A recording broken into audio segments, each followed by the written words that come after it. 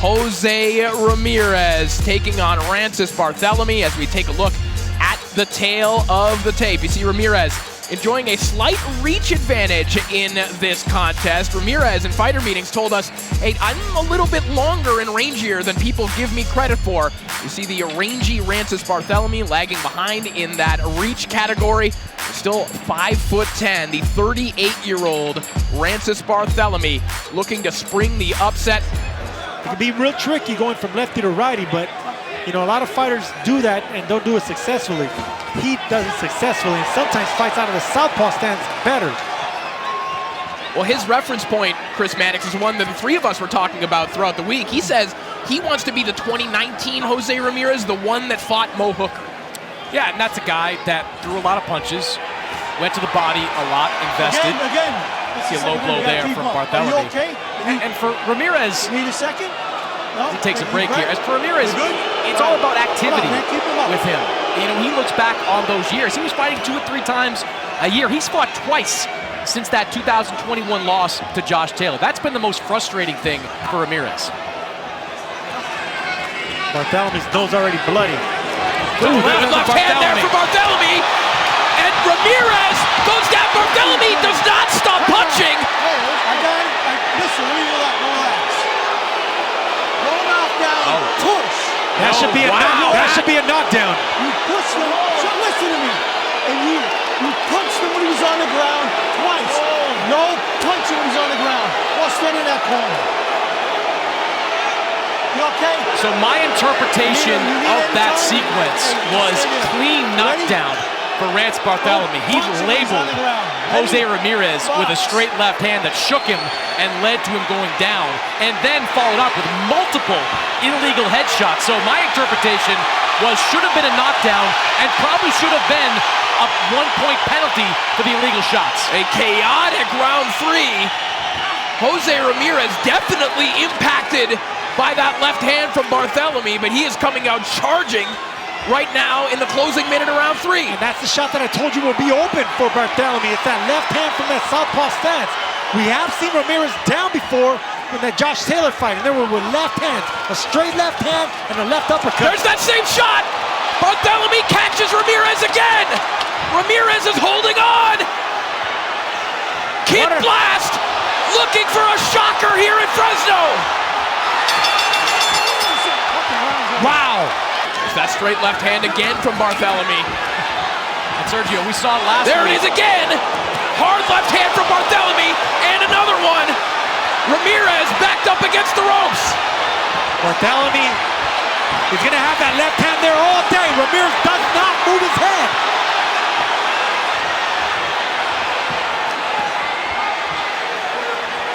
Look for that left uppercut by Barthelemy coming out of that southpaw stance. Ramirez digging away to the body, trying to turn this one around. The crowd behind him. Are these body shots taking an effect on Barthelemy, or is the old vet playing possum? I think he's playing possum. Those elbows are tucked in, those punches are landing around the forearm.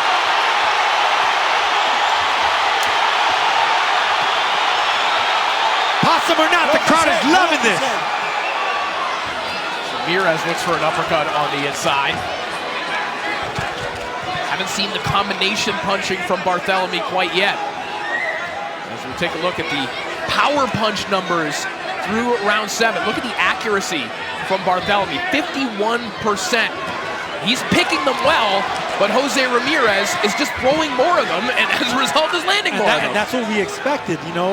Barthelemy's not here to win rounds. He's here to just land that big shot, hurt you, and try to get you out of there. He's an old veteran. He knows an old veteran can't compete with the youth of Ramirez, but if he can catch you getting overconfident with the right shot, which he has done already and which he just did, that's his type of fight. That's good work there from Ramirez. Touching Barthelemy on both sides of the body, but minding his defense, hands up, keeping his upper body movement. That's exactly what they want out of Ramirez. It's interesting, going back to what Ramirez told us, that he didn't spar any southpaws at all in preparation for this fight, but going back to something you pointed out, Sergio, the way that Barthelemy fights, blades his body from long range, squares up when you get in tight. It doesn't matter. He's been able to land that left hook the way he would if Barthelemy were just fighting as a righty. Like this. That's an excellent point. When you square up like that, yes, you can punch from either side, but you become a bigger target. Barthelemy turning away. Referee Jack Reese getting awfully close to what's going on right now.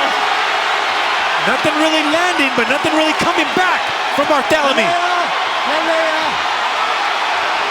Final 10 seconds of the round. I don't like the body language of Barthelemy. I don't know that Jack Reese does either.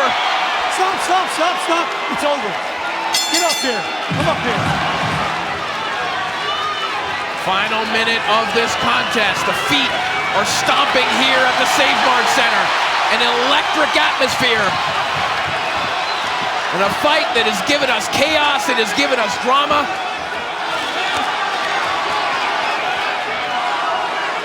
It's a moral victory for Rances Barthelemy. To do this and be able to go all the way to the final round against a fighter like Jose Carlos Ramirez in his hometown, in his home crowd. I mean, this is pretty special as far as if you're Barthelemy. Stop. Not great.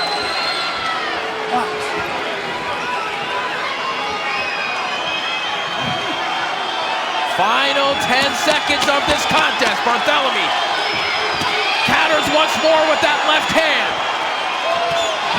Another one rocks Ramirez back, but it will be too little, too late.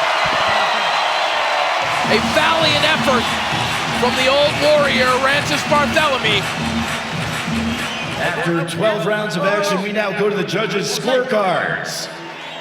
Hey, get him over here. Fernando Villarreal and Zachary Young each scored this contest 119-109. Steve Morrow had it 118-110. All three for your winner by unanimous decision from the Central Valley, Avenal, California, Jose El Jefe Ramirez. We come away with the win. Although about 4 rounds in, I was starting to wonder, were we going to see another big upset here on DAZN? How'd you feel about your performance? No, it wasn't the best performance, but I want to thank, first and foremost, I want to thank God. Quiero agradecerle a Dios por las bendiciones, por tanto amor aquí en el público de Fresno, donde vais a entrar. I want to thank Jesus, man, for all the love, all the blessings, first and foremost. Now, going back to my fight, it wasn't the best performance in my career. I think I got overly excited. I think I felt cold during that fight. I could hear people screaming my name, and I could see familiar faces and ringside. So I was, it was times in the fight, many times in the fight where I was losing, I was getting distracted. A couple rounds in, it looked like exactly the kind of fight that you wanted. Then you couldn't seem to get away from that left hand of his. What adjustments did you have to make? Yeah, I knew that, that's all he does. He goes into that southpaw and throws that left hand. And during that moment in that round, I swear I could, I got distracted from the fight and I got hit with one punch and it motivated him. If that wouldn't have happened, if I wouldn't have get distracted, if that wouldn't have happened, I think he would have just, I would have broke his spirit. But, I think that punch of his kind of kept him in the fight. It kept him believing that he could probably do it again. So that was a lesson learned for me.